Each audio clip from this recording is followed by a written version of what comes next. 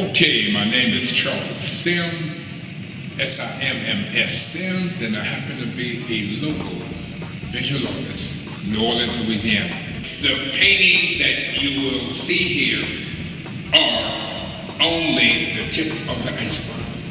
I have an estimated 300 paintings of this magnitude, of this size, in storage at my home. When asked, what am I going to do with them? I usually tell people, I paint them and stick them under the bed. So that is to say, I have never sold a painting. Okay? This is Charles Sims, New Orleans visual artist. Over the years, I've patronized a local McDonald's in my area and elsewhere, and each time I visit a McDonald's, I'm confronted with a different perspective, and the paintings here represent that involvement or that participation or that attendance at McDonald's. The painting here is one of McDonald's and the introduction of a pop artist, Mrs. Britney Spears.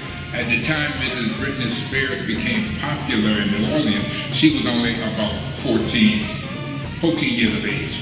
And McDonald's employed Mrs. Britney Spears as a promotional exercise. And so that McDonald's stationed a cardboard cutout of Mrs. Britney Spears in each of the stores. This store is located on Diamond Street. No, I'm sorry, that's Buller Street in New Orleans. And what McDonald's was trying to do was interest young people to shop at McDonald's. But indirectly, they were saying, eat at McDonald's and look like Britney Spears. When I'm sitting at my table and looking over, you can come over here. Okay. Looking over the audience, I noticed nobody in that line looked like Miss Britney Spears. I had short ones, fat ones, white ones, black ones, tall ones, yellow ones, green ones, but yet nobody looked like Britney Spears. A contrast, an artist's delight. Here you have McDonald's to the year 201 with Britney Spears. Thank you. Let's move on to other McDonald's features. Just about that time Mrs. Britney Spears was elected, we had the presidential election. That of W. George Bush election, the theft of an alleged theft of the presidential election. And I'm sitting in McDonald's and a group of citizens, this was the one in Gentilly in New Orleans, a group of senior citizens was arguing the fact that W. Bush had stole their election. And one guy was profound in his view that yes, George Bush stole their election because he was once head of the CIA. And everybody knows this is the trick of the CIA to walk in the country, manipulate the election, and then step back and leave no footprints. And one of the guys had the audacity to swear to God, if they could throw the 1920 World Series, then by God, they can throw the election. And across that table is paraphernalia, and as they argued, and I said to myself, what if they were right? This is 2001, a presidential conspiracy. A McDonald's program. Over the years, as I patronized or attended the McDonald's throughout my local area, McDonald's has changed. And a particular change that I noticed, that I returned to one of the McDonald's that was reestablished on Buller Avenue, that they had did away with playland. At one time, McDonald's had a large area, at least 50% of their property was dedicated to playland for small children. And as those children grew up, McDonald's has replaced, in this particular event, Playland 207 with computers. And I'm visiting the McDonald's looking for an opportunity to paint a subject, and I noticed the high school, junior high school students using the McDonald's that was free McDonald's computers. And in doing so, they were attracted to McDonald's to do their homework. This is the scene that I saw. I should iterate here. There are no photographs. All of this was drawn on a napkin and completed in my studio. The name of it, a McDonald's program. This particular McDonald's is now a defunct McDonald's that was located on Diamond and Morrison in my neighborhood. Hurricane Katrina disposed of the McDonald's, and it's now a vacant lot.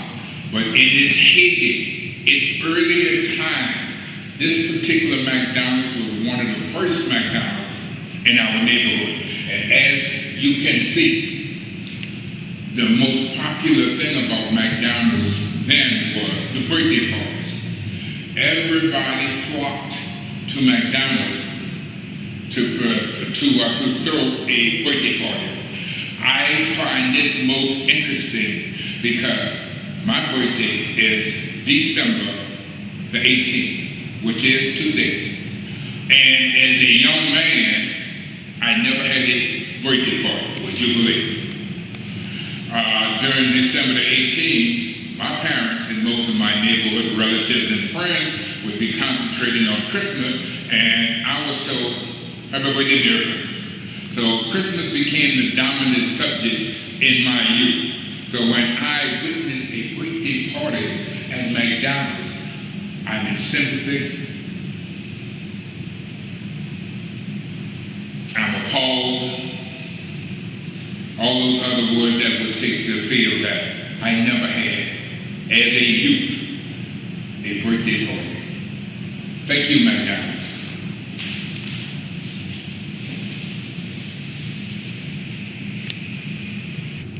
Most of the paintings are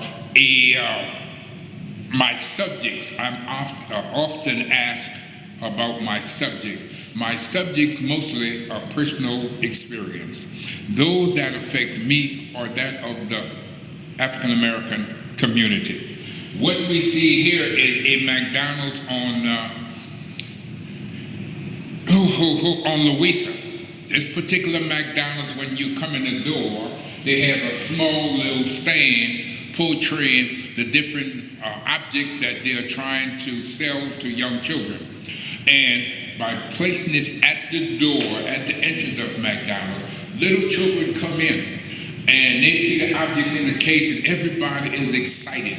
And they tell their parents, oh, mama, I want this. Oh, daddy, I want one of those. So the parents are initially forced to buy what the children are prescribing.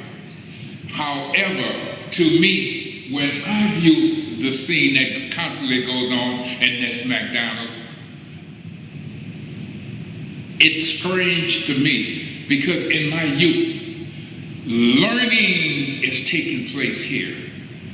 And not only learning, you see the white, the black, the tall, the short, integrating in learning. They are discovering. McDonald's has provided a tool for learning, and young people are learning together. In my youth, this would never have been possible. The books that we received in my grammar school was 20 years out of date.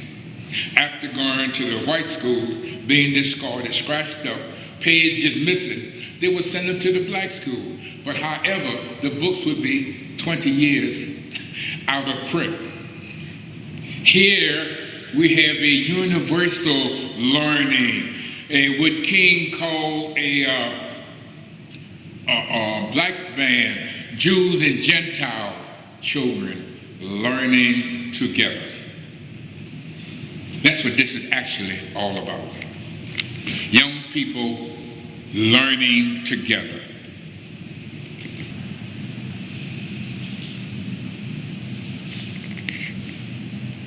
The painting that you see here is one of the objects on the menu that McDonald's produced. A few years ago, 202, incidentally, McDonald's came out with a big and tasty hamburger for $1.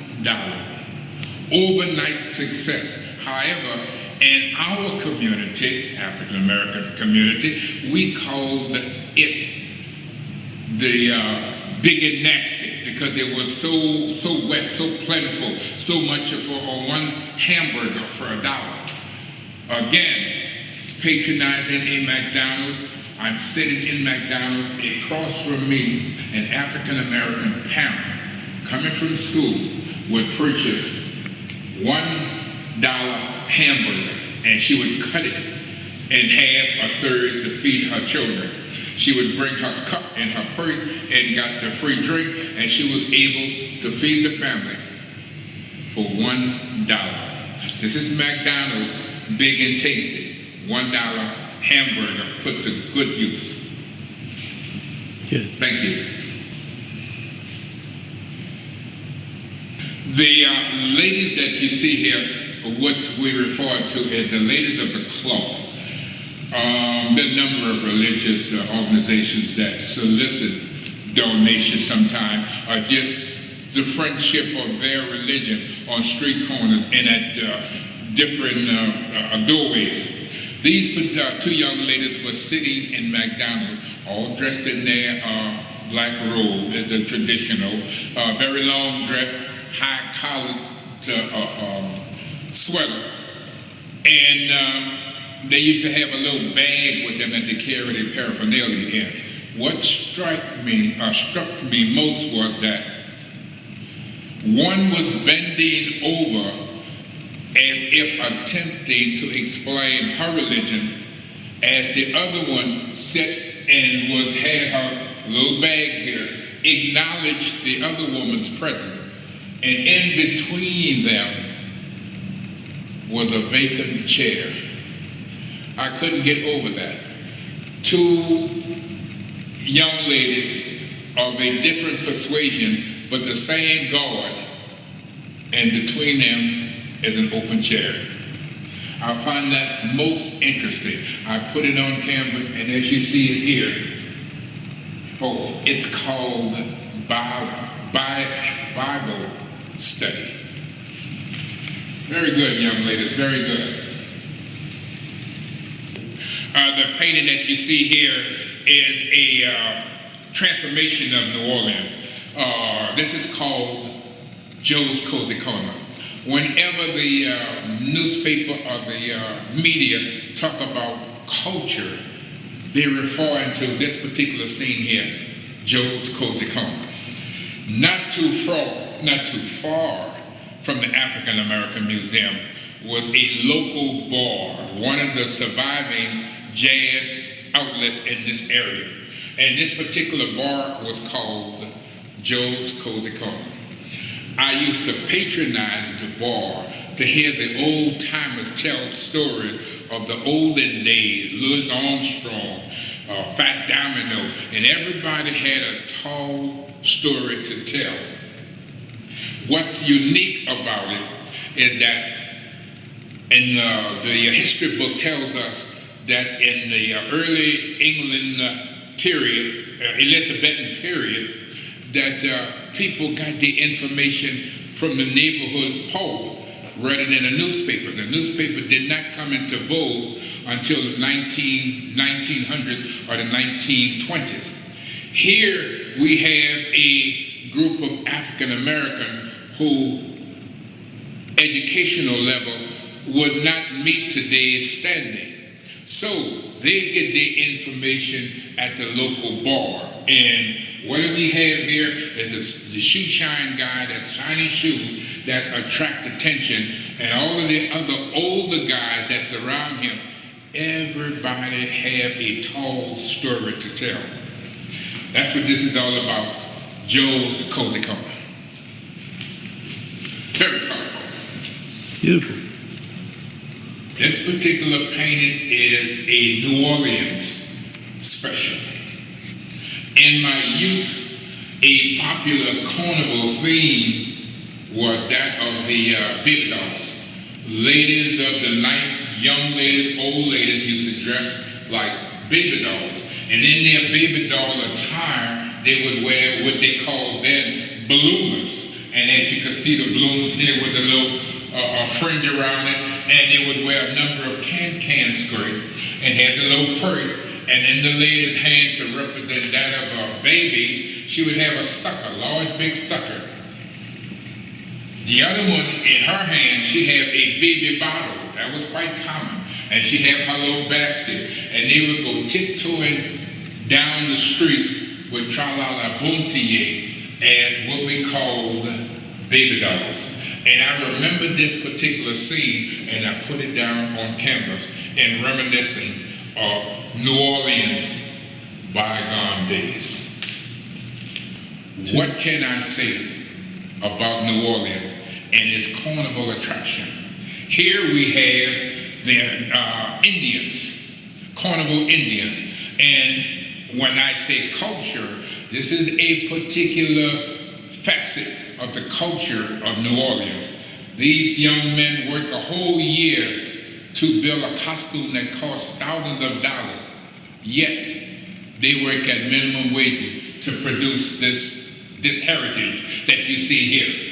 This particular guy is called the Spy Boy. It is said that during the slavery time, when slaves ran away from the plantation, they went to live with the Indians, and in doing so, they learned the Indian ways. And one of the Indian ways was that they would send a scout out before the man tribe would enter. So here we have a scout for the man tribe, and this scout would come out on the street corner, and he'd put his hand above his head, and he would look down the street, and he would look for other tribes. And he would say, and he would notify everybody, beware, his big chief was a-coming. And when he would spread his feathers, they would go forward, he'd raise his head up, and the feathers would go back. And this was a signal to the other tribe, beware, big chief Pocahontas was a-coming. And that's what this one is all about. This is New Orleans, 1982.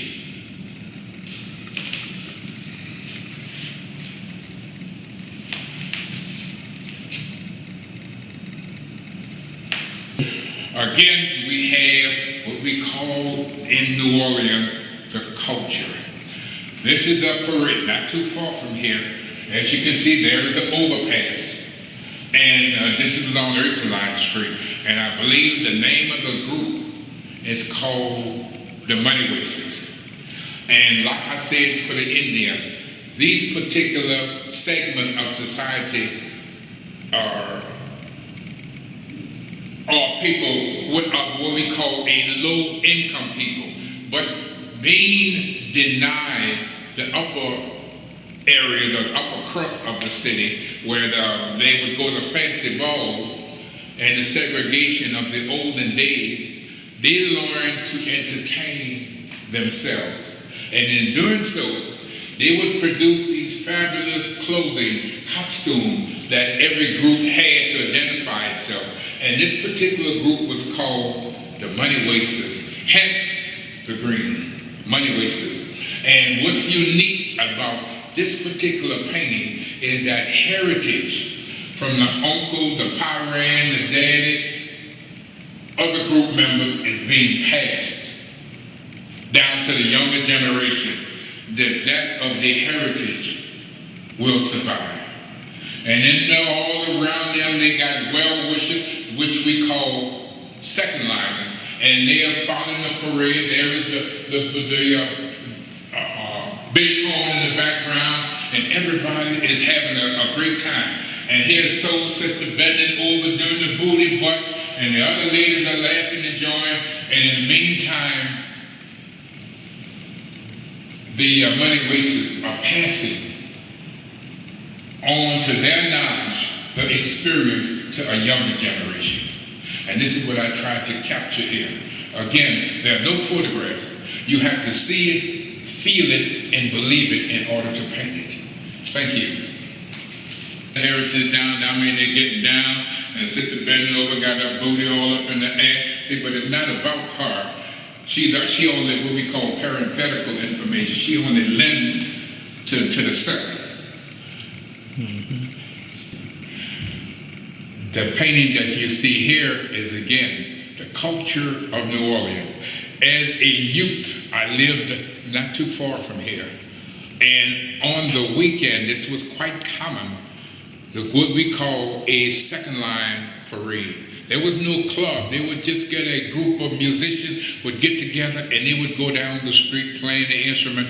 When the Saints go marching in, boom, boom, boom, boom, boom, and they would go down the street on the weekend, and this was their entertainment. They didn't have a country club to go to. They didn't have a bowling alley to go to. They didn't have a banquet to go to. So they created their own enjoyment. This is like during the slavery time when slaves would meet in the Congo Square on the weekend to dance and enjoy and to celebrate and exchange joy with each other. Well, this is the modern day Congo Square. However, this is on the street and quite common in my youth in New Orleans. Even I learned to play a drum in the second line band in my youth. What we have here is Soul Sister during her number, and I have Brother Man on the ground who's probably on disability the rest of the week. But on the weekend, after one or two beers, he is during his due, we would call it in my neighborhood. And quite common is the umbrella, as you see here, that's held in the air because we live in a hot climate. So the umbrella became part of the facade that we use to celebrate no particular holiday, just a second line parade. New Orleans at its best. You cannot live in New Orleans and not know about, heard of, witnessed, or interacted with the main group that's known as the Zulus. The Zulu is a group of successful, I would say successful, now successful bricklayers, planters, insurance agents, and people of mean in the black community that organized a group and they named themselves the Zulus after the famed South African warriors, the Zulu warriors. The only problem is these are old men from the South. Here we have the Zulus riding a float, and it is quite common that you shout, "Throw me something, mister. Hey, mister, throw me something." And in return, the young man on the float, dressed in his costume, his makeup, and his wig on, would throw a set of beads. And before you know it, the beads would through the air, and if you didn't duck, the bees would hit you in the face. And this is quite common, but this is a moment in time and that of the carnival celebration. This is what I tried to capture. The of the bees coming in your direction as you would shout, "Hey, mister, throw me something." Now, you don't see the person receiving the bees, but you see the person dispensing the bees. And as the bees through the air, This is what I tried to capture here. Good.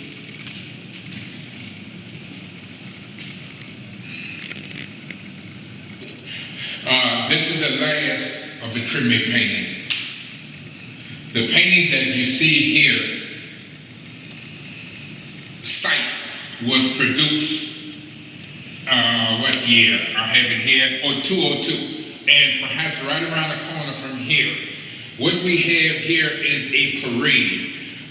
Most of the scenes that you see here were produced out of rejection, as the main society rejected the African community society, segregation, income, other ethnic parodies. The African Americans developed their own response to being denied that of the ball, the carnival ball, the debutante, and there we go, the debutante ball. So the parents had this made a large encompass of a pumpkin with a sweetheart on the side, and it's drawn by two white horses with a guy above, the coachman, like Cinderella. And on the side, the parents and aunties and grandmothers would walk along the side as they presented their young daughters of 10, 12 years old, 9 years old or younger to society. And the young girls would be inside of the coach, and they're waving at everybody as they pass. And as you can see, everybody is in white. How beautiful. The whole coach looked like a Cinderella surrounding. I thought it was a very, very beautiful setting. This is culture in the making in New Orleans, Louisiana.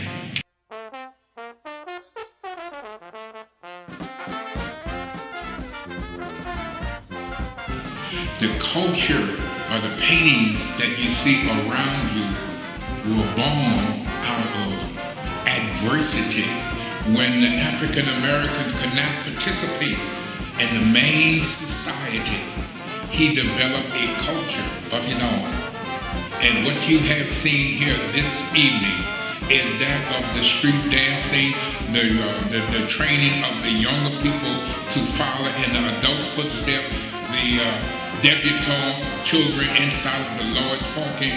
This is the New Orleans culture. This is what we talk about when we say culture. If we refer to the aristocratic culture, we're looking at Caucasians looking at each other asking, what's happening? What's going on? But when you come to the Treme area, the black community, there's the second line band, there is the parade, there's the Zulu, there is so much culture going on that visitors are attracted to us because of our culture. Thank you. Let's go on this. Now we have stepped forward into the mainstream of New Orleans. This is after a carnival parade has passed. This is another culture, unlike our culture. This is called the Avenue Pub on the famous St. Charles Avenue. This picture could not have been painted 20 years ago. I would have been barred from St. Charles Avenue. There is the avenue, the ladies on top of the balcony are exchanging favors for beads, quite common in New Orleans for the carnival season. They would disrobe their top apparel and throw the beads down, and you would be throwing beads up or vice versa. And all through the audience, you see people displaying themselves in a day of abandonment, I call it. This is the day before Lent. And this is quite common throughout the city, throughout the French Quarter, that young ladies abandon themselves to the public. This is called Avenue Pub, St. Charles Street, New Orleans.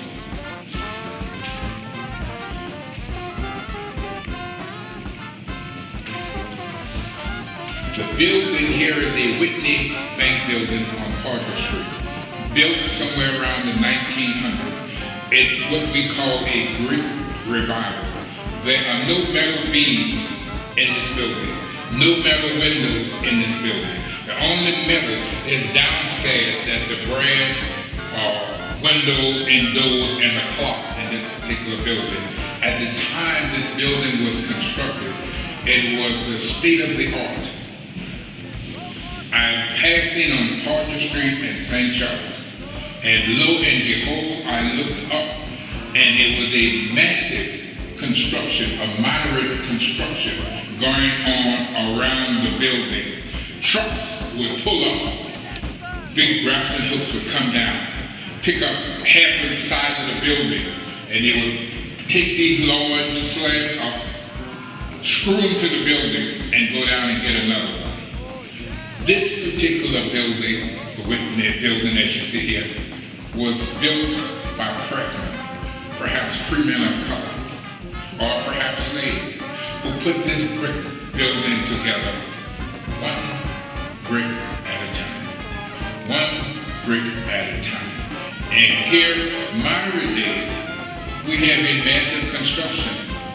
They call it automation, where the construction is done in the office, and they just bring it out and screw it to the main structure that you see here. But as I view it, the small building is holding its own.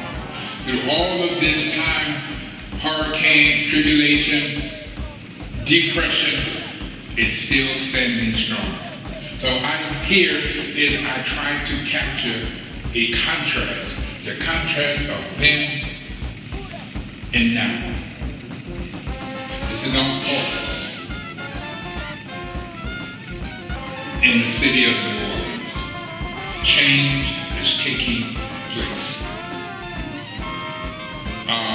In New Orleans, as I said before, that of change taking place.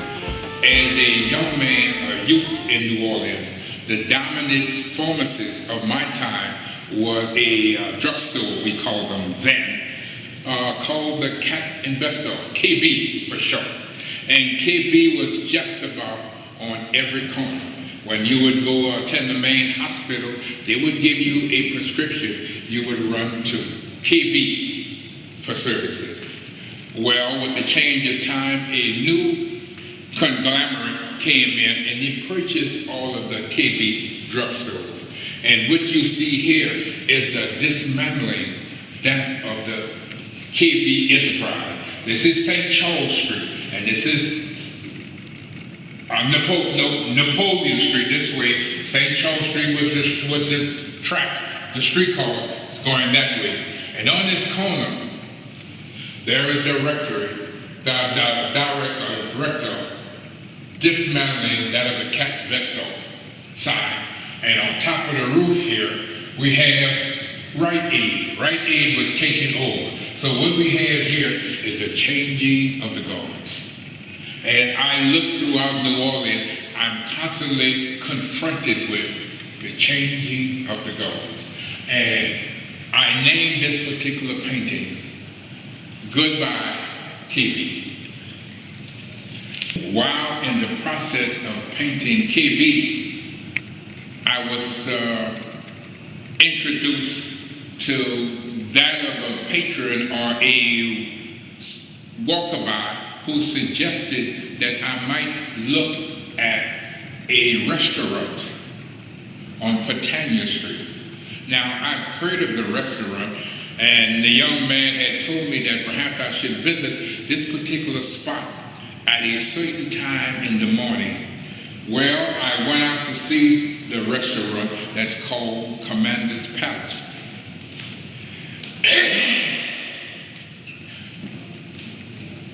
The unique thing about it is that Commander's Palace was not always that of a restaurant. I understand it was a factory, it was a wine factory, it was a number of other stores turn of the century. But however, for the last 50 years, it's known here as Commander's Palace. One of the few eaters in New Orleans that have a very fashionable menu.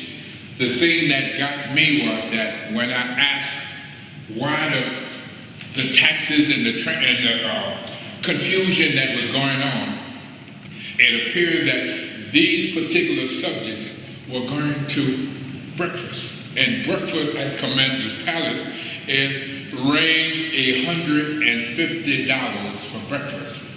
And I didn't know eggs and grits could be that expensive. So I stood across the street and observed, and I drew my sketch, and I tried to capture the action that was going on between the cars, the attendants, and the building as a whole.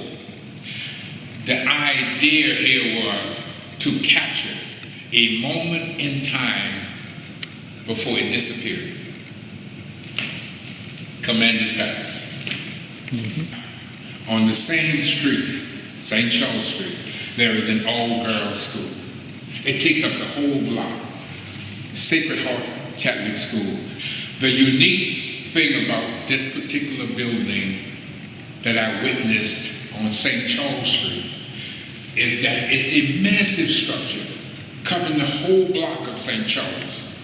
And I tried to envision the thousands of slaves, free men of color, who dug the foundation, who cut down the trees, who orchestrated the bricks one by one, who plumbed the doors,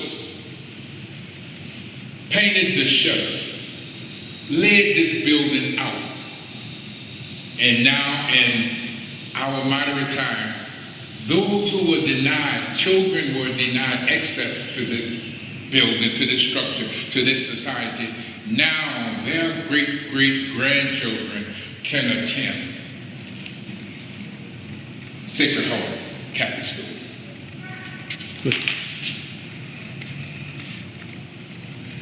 What we have here is the New Orleans vintage streetcars, all unchanged for hundreds of years. The streetcars still exist in New Orleans. I'm painting one streetcar going this way, and another streetcar comes up behind me and ring the bell, ding, ding, ding, ding. So I have to turn around in order to let him pass. So the painting ended up with one streetcar leaving, one streetcar coming forward. And then I noticed on the side of the streetcar, there is the moderate life. There is a tourist bus that pulled to a stop. And over here, I have cars going the opposite way. So what we have here is what we call a density or contrast. That word contrast. I have the olden days of the original streetcar, and on each side, I have that of the modern day society, that of a vehicle and a bus. Transportation. This is all St. Charles Street. And overhead, I have the canopy. This painting was done during the spring. And throughout New Orleans, we have these large acorn trees. And they give off a yellowish green that during the spring. And to me, this captures the whole of New Orleans. The name of this particular painting is called Streetcars of St. Charles. And keeping with the New Orleans tradition, I could not overlook the Maine Society. In that Maine Society, we have a holiday for good health. And in this holiday of good health, most of my citizens, New Orleans citizens, trained for the City Classic. And this City Classic is that of a group who have got together and they sign up a group of young people to run from one end of the city to the other end of the city. And this is called the City Classic.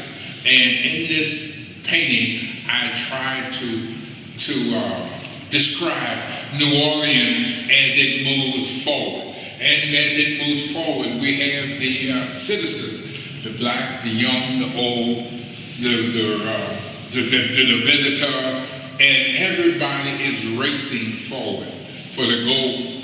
And that's the painting.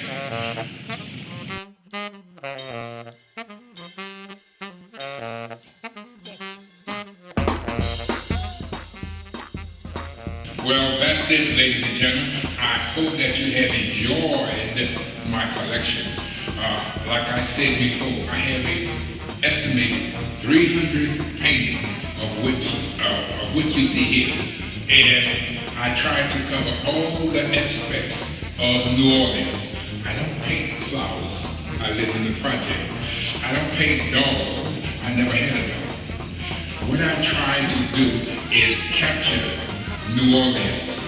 That 100 years from now, they will look back and ask that question, like the Harlem Renaissance. What were those people like after the death of Martin Luther King? The painting that I have shown you of St. Charles Street and the other avenue, McDonald, could not have been completed 10, 20 years ago. When McDonald's first came about, there was a side window for African American.